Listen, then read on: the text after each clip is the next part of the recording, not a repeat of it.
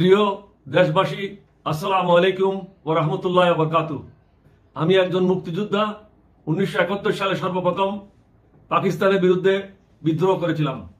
আমার কিছু আবেদন রয়েছে আপনাদের প্রতি। আল্লাহ আমাদের সকলকে বিজয় দান করেছেন। দীর্ঘ 15 বছর পর বাংলাদেশ স্বৈরাচার মুক্ত হয়েছে।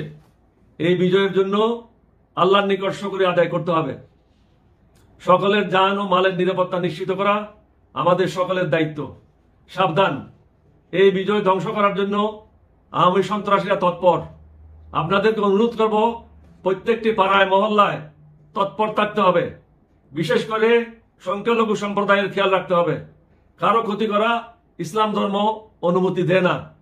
আমরা যারা ইসলাম ধর্ম মানি, আল্লাহ এবং আল্লাহ রসুলকে মানি, আল্লাহ রাব্বুল আলামিন পবিত্র কোরআনে বলেছেন, যারা ধ্বংসকারী, যারা দেশের অন্যায় কাজ করেছে, তাদের সাথে আমরা কখনো যাব না। যারা সংখ্যালঘু, তাদের জানমালের নিরাপত্তা নিশ্চিত করা আমাদের সকলের দায়িত্ব। আশা করি আপনারা আপনাদের দায়িত্ব সম্পূর্ণভাবে পালন করবেন। এই মুহূর্ত থেকে আপনারা প্রত্যেকটা পাড়ায়, প্রত্যেকটা মহল্লায় সংখ্যালঘু সম্প্রদায়ের নিরাপত্তা নিশ্চিত করার জন্য ব্যবস্থা গ্রহণ করুন। ধন্যবাদ। আসসালামু আলাইকুম ওয়া রাহমাতুল্লাহি ওয়া বারাকাতুহু। বাংলাদেশ জিন্দাবাদ।